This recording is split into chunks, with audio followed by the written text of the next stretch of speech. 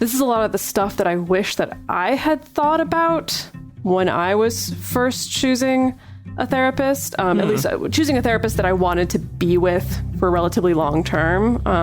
There's a lot of these things I really didn't think about. And also, I think I also kind of came to the process feeling like I don't get to choose necessarily, or I don't get to be picky, or I don't get to advocate for myself in that way. And I think, but you do, is the thing. I think that that's kind of a holdover from our assumptions around therapy being this kind of magical process where the therapist or counselor has all the power and all the knowledge, and if they're good at their job, the therapy happens before you even realize what happened. Right. It's like they're like tricking you into getting better is always how my impression of therapy before doing it was that there's some sort of mastermind pulling these puppet strings and kind of tricking you into getting over your shit. And it's generally not how it works. Welcome to the Multiamory podcast. I'm Jase. I'm Emily. And I'm Dedeker. We believe in looking to the future of relationships, not maintaining the status quo of the past. So whether you're monogamous, polyamorous, swinging, casually dating, or if you just do relationships differently, we see you and we're here for you.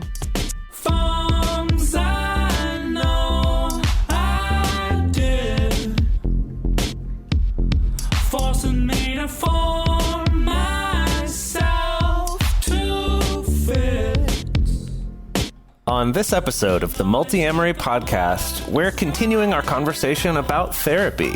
What's it all about? Should you be doing it? Probably. We all probably should sometimes.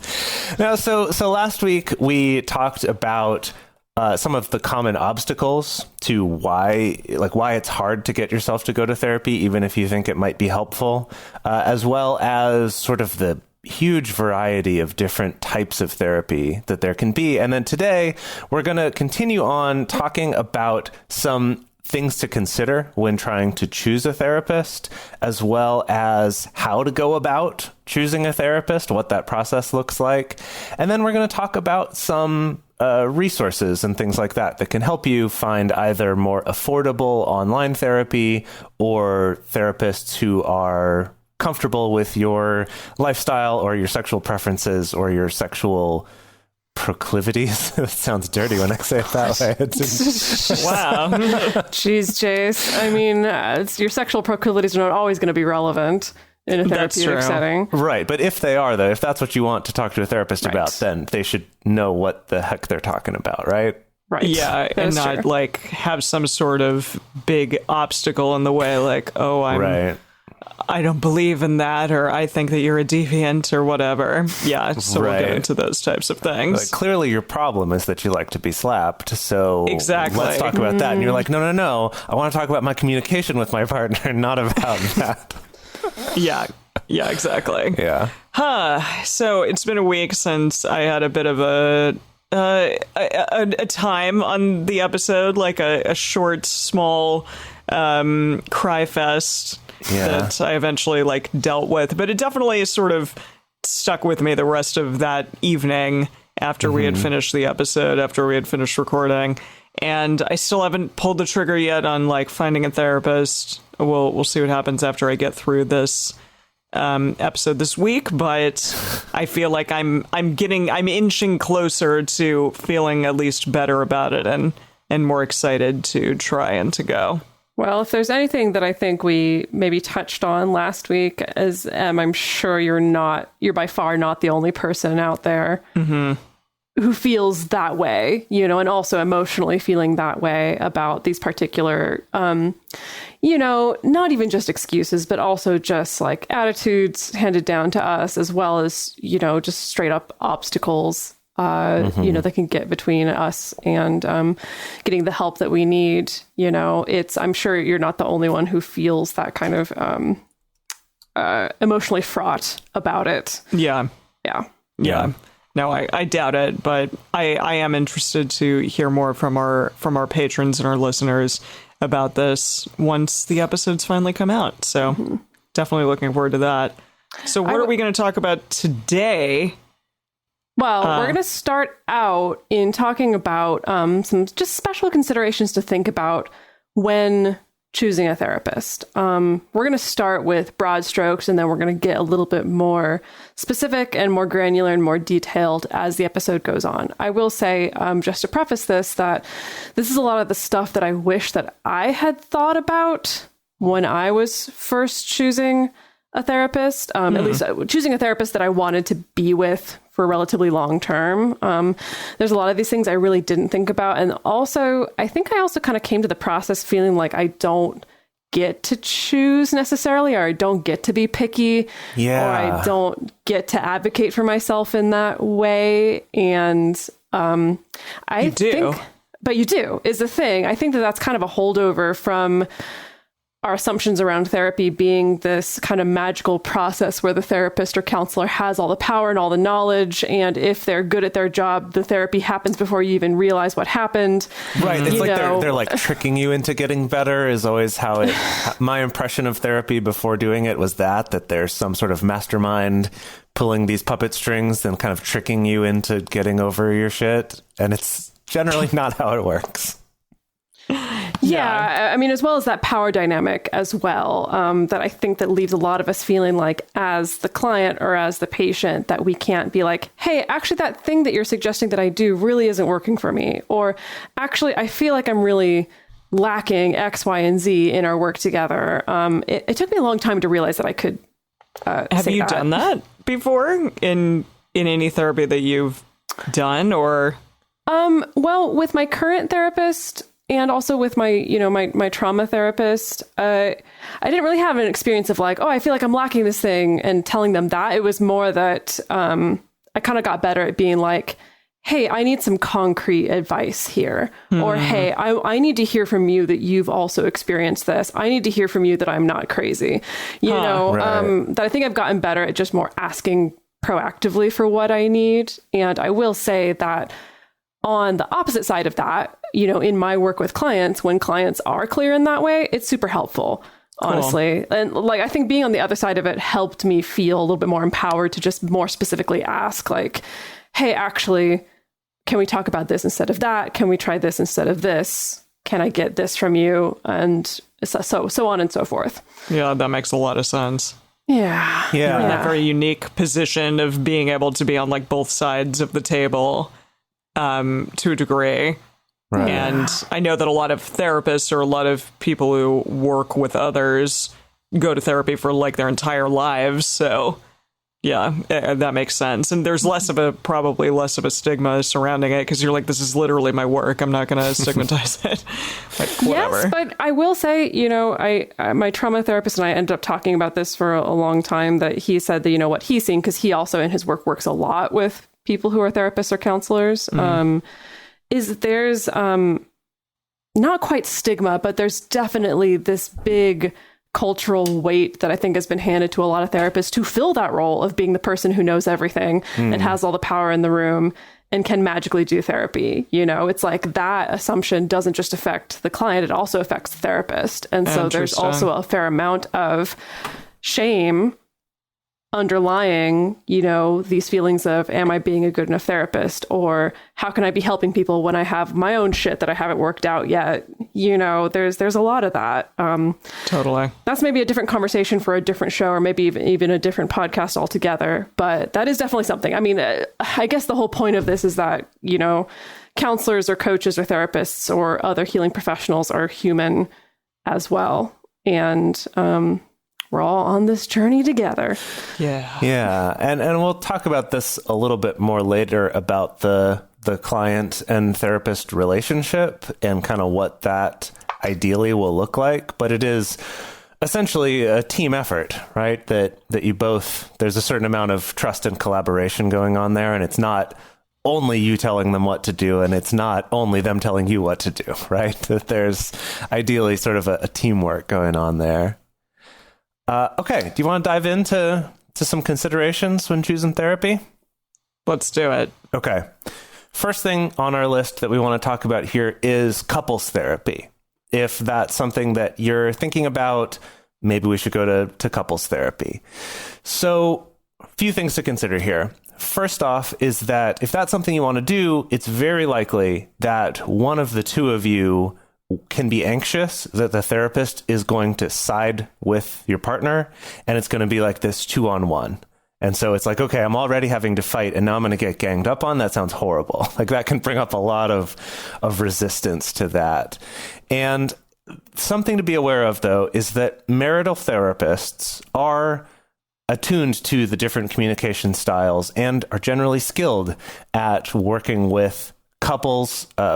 Often the trainings are specifically focused on heterosexual cisgender couples, but as we'll talk about later, if you find therapists who have more experience working with couples like yours, whether that couple actually is 3 people or, whether that's a same-sex couple or a transgender or something like that, having a therapist who gets that helps.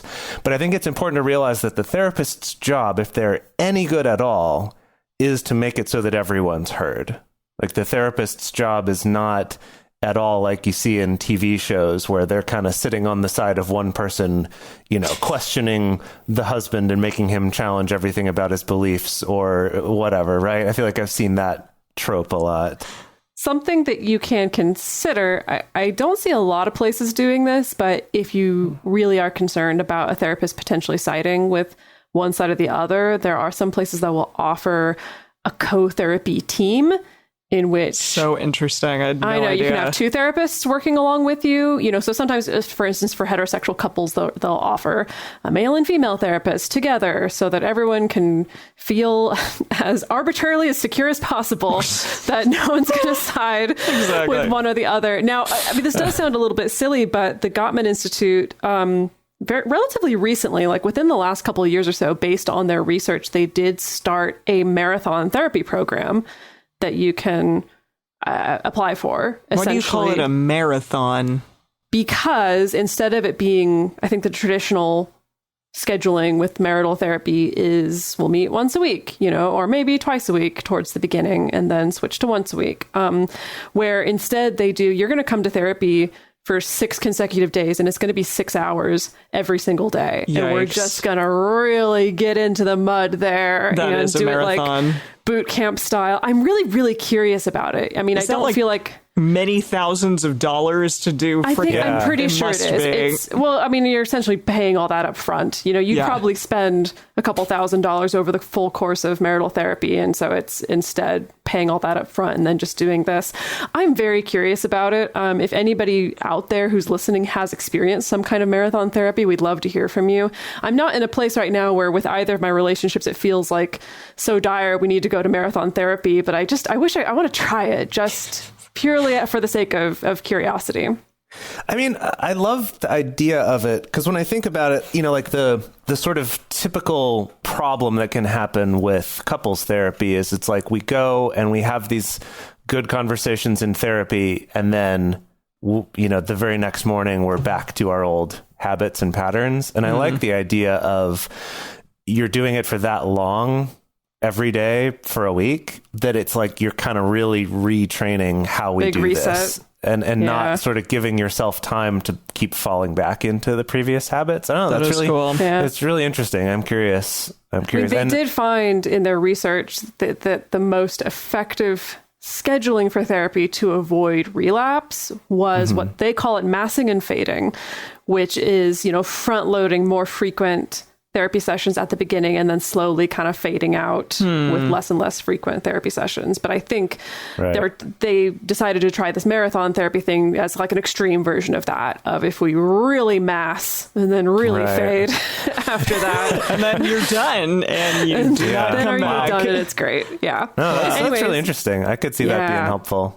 Yeah. But with couples therapy, again, something to think about is that there are times when it's not the best choice to go to couples therapy. I mean, this is something that I didn't know for a long time and really had to rewrite my assumptions around this. But for instance, if there's abuse going on in the relationship, and that's not just physical abuse, but it could be emotional abuse, verbal abuse. If there's like an abusive cycle going on, that going to couples therapy could actually make it worse. And I've definitely witnessed it many times where instead of it really fixing the problems, the person who is abusive just gets better at abusing, because then they get armed with a therapeutic language and they know how to still manipulate and control, but in a way that's kind of more gentle, or even to the therapist looks more gentle, things like that.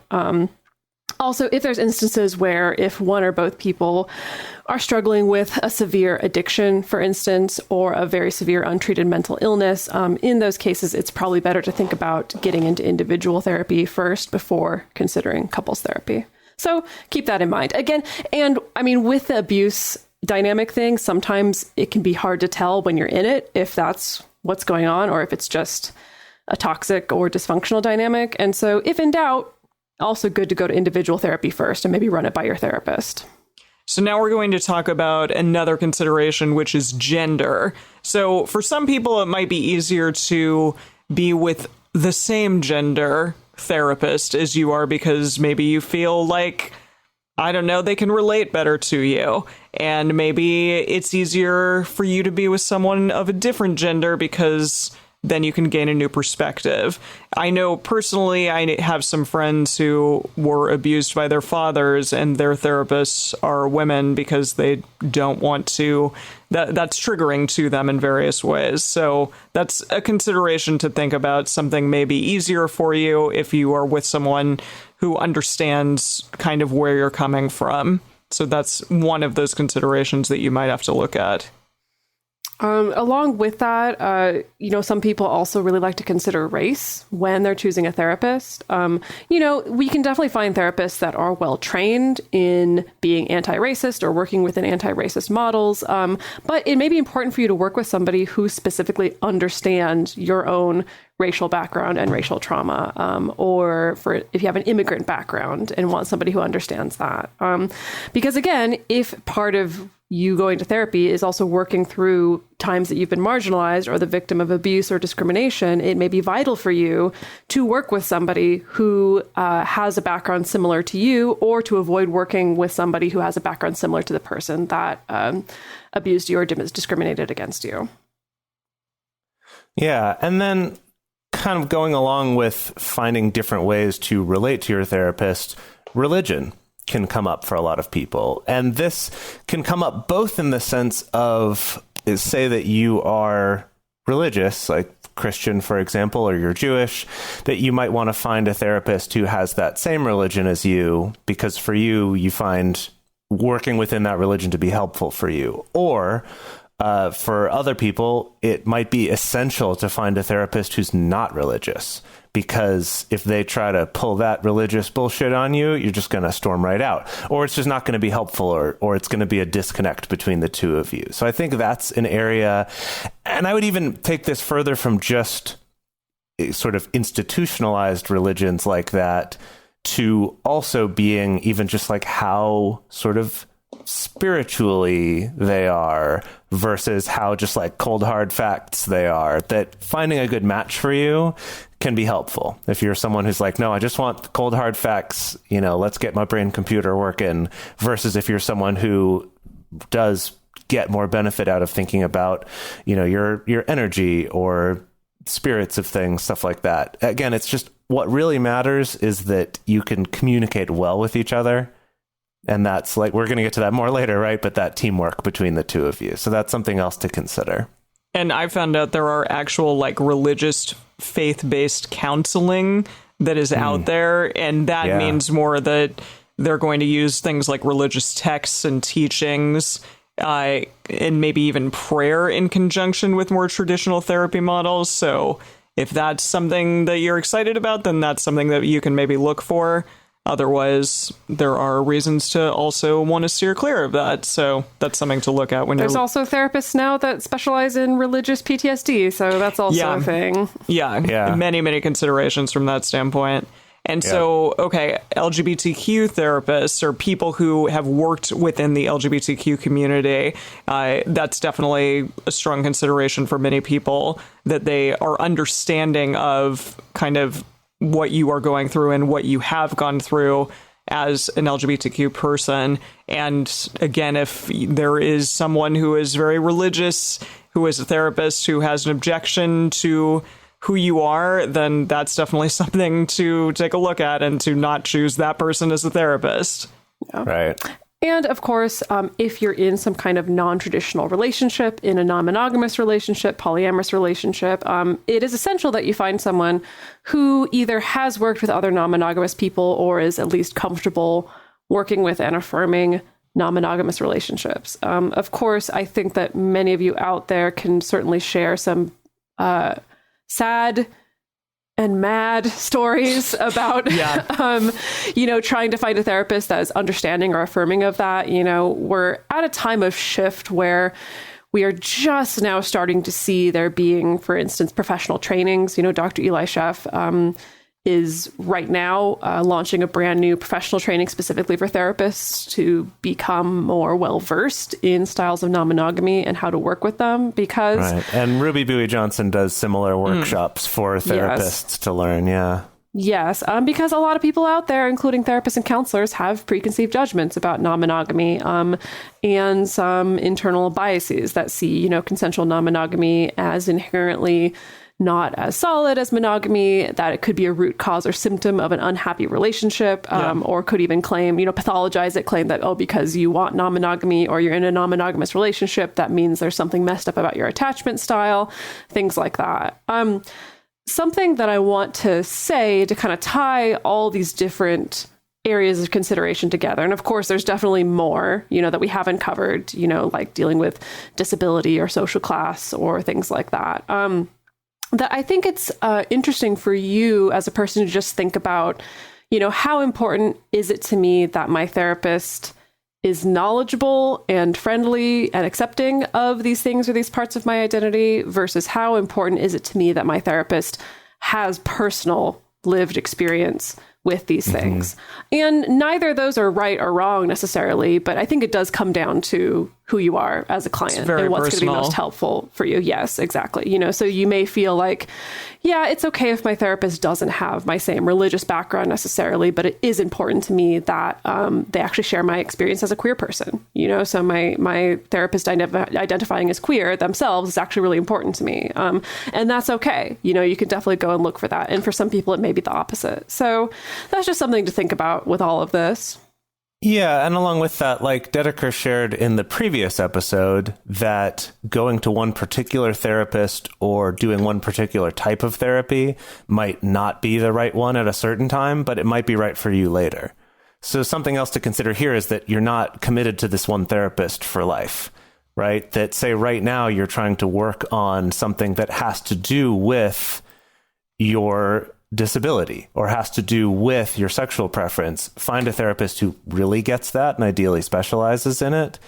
And then later, if you're like, actually now it's more about sort of my spiritual identity, so I'm going to find someone who focuses more on that and specializes more in that, right? So this can change at different times as well. And then also just real quick with the idea of sharing your experience or not, like Dedeker mentioned before, you can ask your therapist or your counselor or your coach or whoever it is, if it's like, what I need right now is to know, is this normal? Like, do other people go through this? And having someone who specializes in it, they're just going to have way more breadth of experience of like, yes, this is something that all gay men go through, or like, yes, this is something that non-monogamous people go through. All my friends and partners have gone through it. Like, we all get it. So that's something that can be really helpful. And this is also something I will say that there's a long history with therapy and counseling in the way that therapists and counselors are trained to really, really discourage anything remotely resembling self-disclosure. Going all the way back to Freud and like the early versions of psychoanalysis, the image was that the therapist is there just supposed to be a mirror, a blank mirror. So they literally just reflect back. I think that's why we get that trope of like, okay, but how do you feel about that? Okay, you said this. How do you feel about that? That, the therapist is supposed to function as not even a human being in the room. They're just a mirror. And at least what I'm seeing, especially as I do more professional training, I'm seeing the narrative around that starting to shift a little bit toward, encouraging therapists and counselors to do a little bit more self-disclosure within reason, if it feels safe and if it feels appropriate. There's always going to have to be a little bit of professional distance there, but that I think that we're going to start to see that laying a foundation for, the therapeutic relationship That's feeling so a interesting. little bit better in that way. Yeah, it is interesting, huh? Yeah, well, I mean, when I think of myself, like that empathy sort of, you have been through the same experience or a similar experience as I have is really incredible in my relationships with other people. And so to have, I guess in my mind, I've always thought like that would be absent and this would be a different type of relationship, which clearly it would be a different relationship than one that I have with, say, the two of you, for example. But maybe empathy would be added in a little bit more understanding of like, hey, I've also been through something similar. And I like that. I like that idea.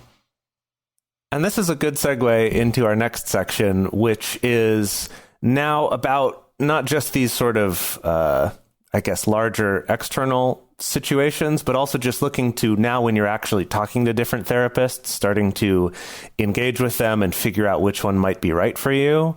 The first thing here is something that's referred to either as the therapeutic relationship or the therapeutic alliance, or I think there's some other names like the working alliance or the helping alliance. And basically this is a term for that, basically that idea that the therapist and the client need to like one another a certain amount and get along well so that there is this good sort of freedom of communication and a willingness to work with one another. The American Psychological Association published a report in 2014 that said the therapy relationship makes substantial and consistent contributions to psychotherapy outcome independent of the specific type of treatment. The therapy relationship accounts for why clients improve or fail to improve at least as much as the particular treatment method.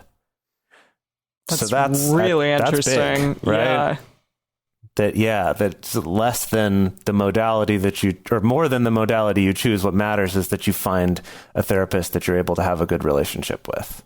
I have heard of some of my friends who've been to therapy that their therapists do actually say like, hey, I think we need to stop seeing each other and you need to find someone else, which is very interesting. And I'm like, why would that happen? But if the two of you don't get along and if you're not progressing, then yeah, I mean, it's impressive that and probably good for a therapist to say, hey, I see that this is not working. We need to try something else, or you need to try something else here. Mm-hmm. Right. So now look back at our list of considerations, and if you have any of your own that we didn't discuss, and check out therapists, check out their bios, because you might be able to kind of glean some nuggets of information about them, see if there's anyone who speaks to you, if there's people who you think you can relate to, and you might not have any preferences regarding who you want to speak to, and that's also okay. There are online sites and apps that we're going to be talking about a little bit later, and they do give you things like questionnaires, and they ask you about your background, and they ask you if there are things that you would like to work on, and then they give you a few different people to choose from, and you can kind of go from there. Again, I'm not speaking from experience, but just from my research. Have the two of you done that? I know, Dedeker, you've done some apps, and Jase, I think so too. Yeah. Well, you will be speaking from experience eventually. Yes. Okay. Emily. Yes.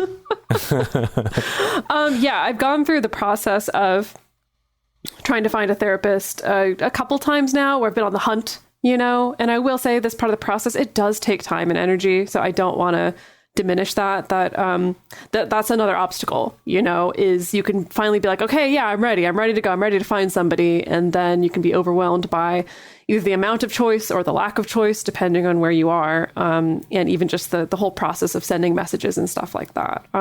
As a rule of thumb, when you're starting to hunt, I always, I made the mistake early on of just like finding, oh yeah, here's this one therapist. They seem perfect. Great. I'm going to send them a message.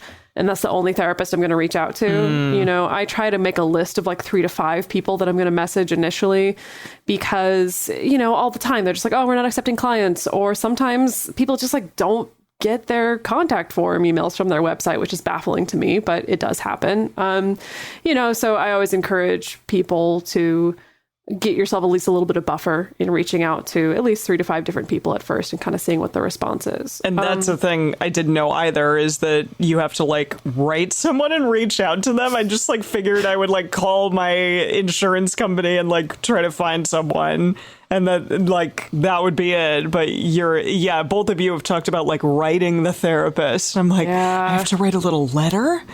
What? Well, I mean, that's a whole other thing also, is that, trying to find a therapist that takes your insurance. Yeah. That's a whole other thing. I mean, then you can start with like at your insurance website, often they'll have a search function for finding providers. You can start there and then look at people's websites individually, send them messages and stuff like that. Yeah. I have found that generally all of the insurance sites, at least that I've ever used, will pretty much just let you search by geographic location, and it just gives you their names. Yeah, it doesn't give you anything else. You have to then open up separate tabs and like copy those in and try to search them on Yelp or like various, doctor reviewing sites, or try to find their bios. It doesn't make it easy. So it is a project. Like, do give yourself some time. Yeah. And realize like, okay, maybe take some notes, put together a little document that you can paste the different bios into, or whatever it is. Make it easier on yourself by realizing it's gonna involve some digital paperwork on your end. Yeah, don't make the mistake that I've made a couple times in the past, which is like waiting until I'm at a point of desperation and I need to talk to somebody, and then how do I find someone? Oh, God. I've got to jump through 600 hoops before I can actually talk to somebody. So just bear that in mind, and give yourself the gift of that time ahead of time if you can. If you can. Yeah. So other things to look at when you're searching for therapists, either through, like your insurance website or through Psychology Today or stuff like that. Of course, there's a lot of letters behind people's names. In our bonus episode for last episode, we went more in detail about what all those letters might mean, how to tell the difference between them. Just in broad strokes, know that a psychiatrist, so they'll have like an MD next to their name, or a psyduck. No psyducks. No psyducks. Just the MD is a psychiatrist, but then psychologist is something else, right? Which is a PsyD. Yeah. Or a doctor of philosophy of psychology. Yes. You can tell we're experts at this. So don't take our word for it. Go out there and Google. If there's letters next to the name of somebody and you don't know what they are, Google it. There's pretty reliable resources out there. But yeah, in broad strokes, someone who's a psychiatrist has their doctoral degree. They're someone who can actually prescribe medication for you. There's, an LMFT, like a marriage and family therapist, or an LCSW, a licensed social worker, or an LPC, like a counselor. Those are terms that are generally protected. There's other terms or labels that are not protected, like what are the stuff we've seen floating around, like a somatic sexologist or a life coach, relationship coach, body worker, energy worker, or therapeutic energy worker, things like that. And these are terms that are not necessarily protected. Doesn't mean that they are bad or not helpful, but just to do your due diligence, when you're researching someone and what their credentials are. So again, these particular credentials may not matter to you. It may not matter to you very much if your therapist is a LCSW versus an LPC, for instance. But if you have very specific considerations and things that you're looking for in a therapist, or you're looking for someone who specializes, it's okay to look into whether or not that therapist is trained in that, has a specialization in that particular thing. I think that's a case where just going for someone with, you think, the fanciest title or the most education might not be the best fit if what you want is something that is very specific. That might be more likely that someone who is a coach could specialize in that, because it's not something that's covered in kind of the big university psychology departments, such as non-monogamy still, or certain aspects of being queer or trans or something like that. So just something to keep in mind, that of like what it is you want them to be focused on is important. Yeah. And when you're starting to reach out to people, it's good to create a list of questions that you might have for when you do first meet a therapist. Some therapists or counselors will offer, a 20-minute consultation call that's totally for free to see if you're a good match, and so some examples of important questions can be, what is your expertise or specialty? What is your background? What approach do you take? What's your general cost per session? If this is important to you, do you prescribe medication, or are you able to refer me to somebody who does? Is your approach to therapy long-term or short-term? Do you continue to get new training, or, do you adjust your approach based on new research? What's your process for getting patients comfortable with therapy? Or can you tell me a little bit about yourself, and what drew you to this? Things like that. It is okay to ask both easy questions and hard questions, in my personal opinion, because this is important. This is like, it's like a first date, but the stakes are high. I mean, I guess stakes could be high in a first date also, but I think the stakes are maybe a little bit higher when it comes to your emotional well-being. Yeah, in this case, it's like maybe a cross between a first date / first friend date with a job interview. Mm-hmm. It's like somewhere in between those two. That sounds like a lot, Jase. Yeah. All right. So finally here, we're going to talk about some resources and non-traditional outlets for therapy. So for a person like me, who I don't have the best insurance, there's not a lot of people in Los Angeles, which is one of the most expensive places to probably seek out therapy in the country. And it may be easier for me and for a lot of you out there to do apps or to do online therapy. I mean, almost every therapy right now at this particular moment is online because of the pandemic. It is kind of a good time for this because a lot of therapists are moving to being able to do online. Yeah, absolutely. So we're going to do a rough review of some popular therapy apps out there. Now, we initially did include prices on this, but then decided not because, these things shift and change so frequently. So, of course, go to these apps directly or their websites directly to get the most up-to-date information about how much they cost.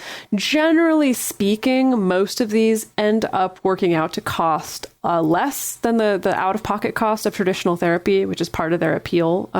However, most of these don't necessarily accept insurance. Some of them do have plans that where maybe they could potentially work with your employer as a possible benefit through your employer. So again, with all of these, go to their website to get the most up-to-date information about cost and billing and things like that. All right. So the first one is Talkspace. So they have therapy for adults, for teens, for couples.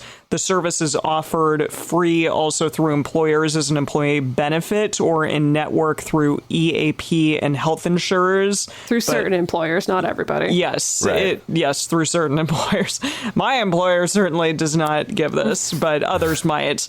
And all therapists have the highest clinical license in the state in which they practice, as well as 3 years of direct clinical experience. And you can do things like text your counselor when situations arise, in addition to having weekly sessions with them.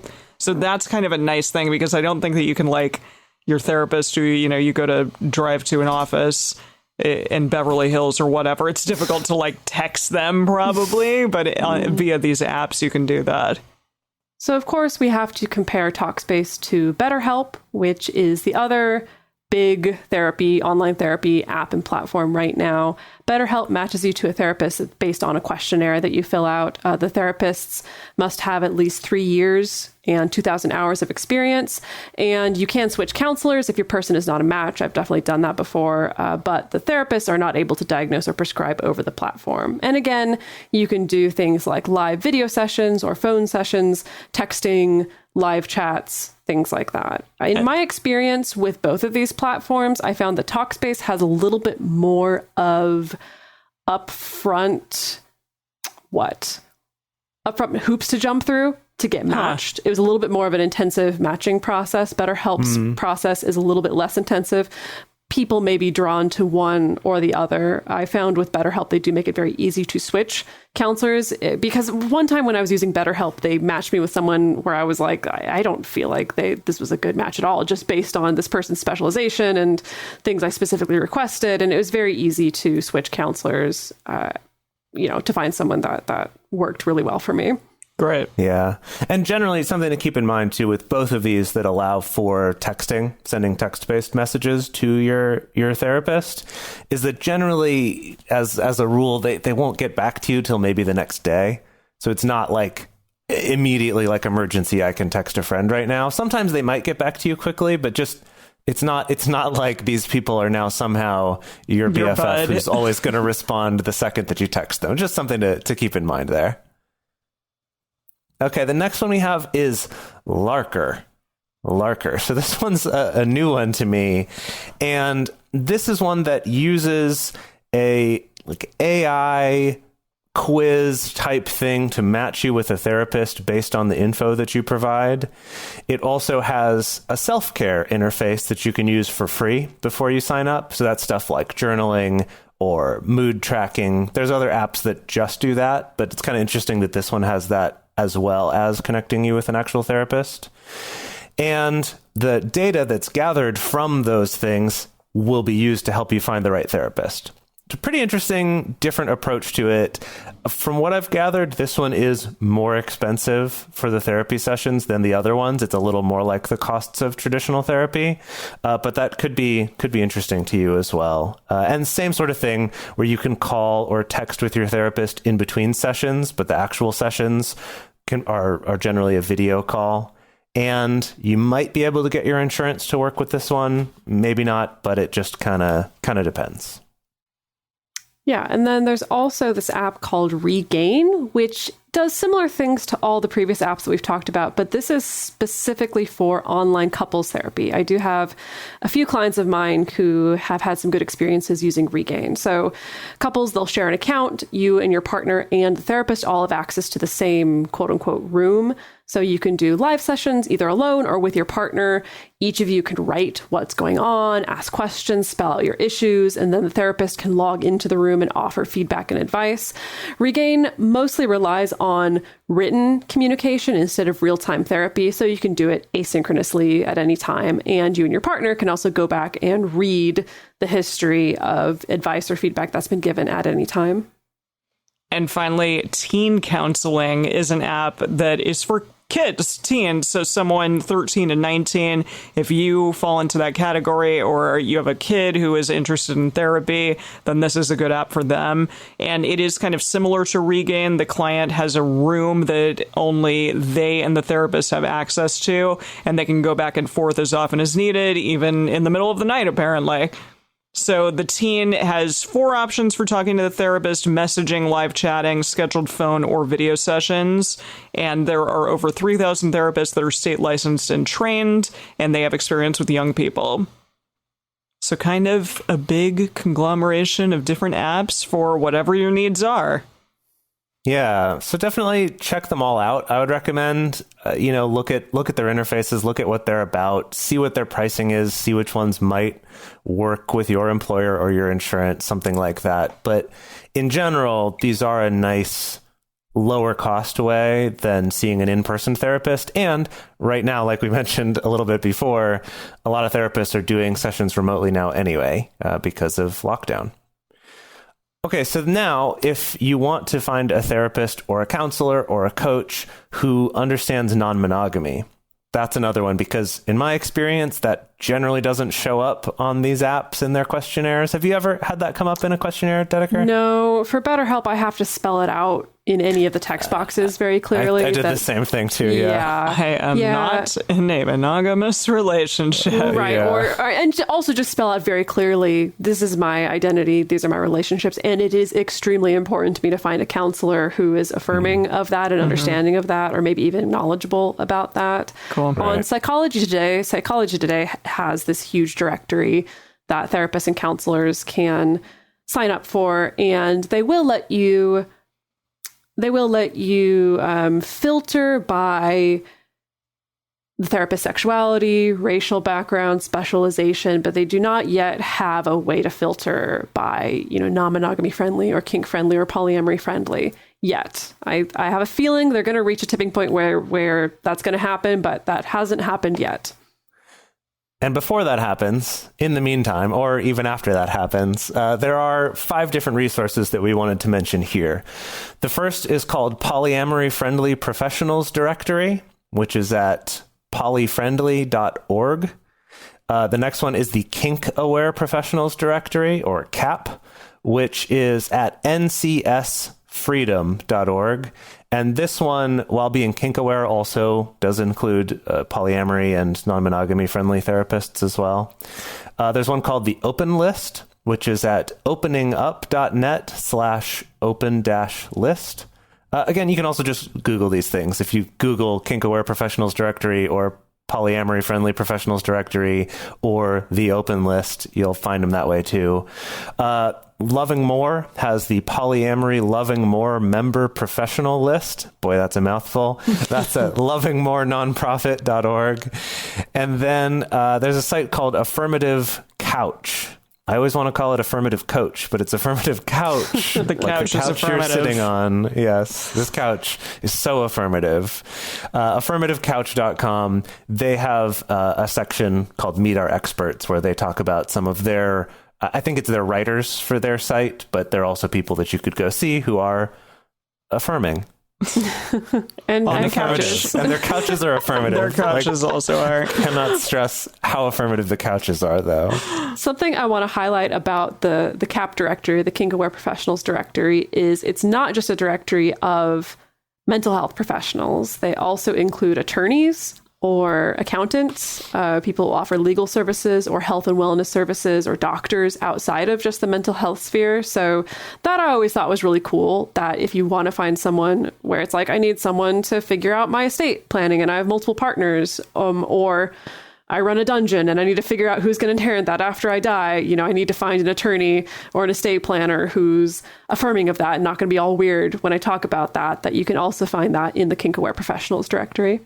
Yeah, same with the Polyamory Friendly Professionals Directory. They're both modeled very similarly, where it's same thing, lawyers and doctors and chiropractors and massage therapists and all sorts of things. Yeah. Very cool. Wow. Well, we've done it. We've talked about therapy in 2 episodes, and I learned a ton from both of this. So thank you both for your knowledge that you added to this episode, even past what I researched. I really appreciate it. So we're going to finally, on our bonus for our patrons, talk about if you are looking for a polyamory or non-monogamy friendly counselor, here are some questions that you might ask, and maybe talk a little bit more about those letters that both of you have talked about sending off to a therapist. Because you make it sound like we sit down at our desks and like get out a quill pen therapist. and just, dear potential therapist. I'm very interested in creating a business relationship with you. Please let me know your credentials and other relevant information. I don't Sincerely, know. Emily. Dedeker Winston, Esquire. Yeah. Preferred. Yeah. Oh, gosh. Well, I don't know about it, so I want to hear more about it. So please teach me. Okay. And again, we want to hear from you, all you out there, our listeners, about what you thought of this episode. If there were things that we missed, if there were things that we should be talking about or bringing to other people's attention about therapy, and just what your experience with therapy has been. If you are in my shoes, or if you've been going for 25 years and know all about it and want to teach me more, then please let me know.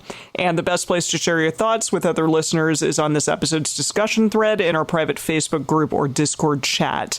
You can get access to these groups and join our exclusive community by going to patreon.com/multiamory. In addition, you can share with us publicly on Twitter, Facebook, or Instagram. You can email us at info@multiamory.com. Multiamory is created and produced by Jase, Lindgren, Dedeker, Winston, and me, Emily Matlack. Our episodes are edited by Mauricio Balvanera. Our social media wizard is Will McMillan. Our production assistants are Rachel Shenowork and Carson Collins. Our theme song is Forms I Know I Did by Josh and Anand from the Fractal Cave EP. The full transcript is available on this episode's page on multiamory.com.